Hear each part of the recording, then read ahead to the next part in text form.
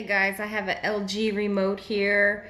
I'm gonna hopefully show you how to fix it if the power button's not working or a couple buttons aren't working, or if it has a mind of its own. The first thing I want you to do is go ahead and take out the batteries.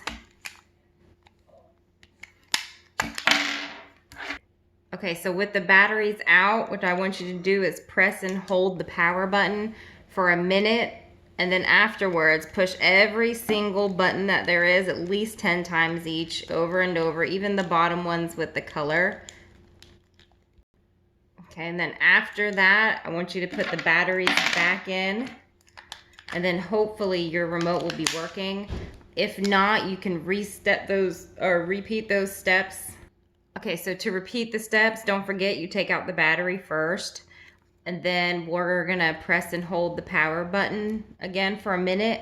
After that, go ahead and start with the power button and press it about 10 times, and then along with every other button. So a lot of times the buttons can get stuck with whether it's debris, dust, soda, Kool-Aid, coffee.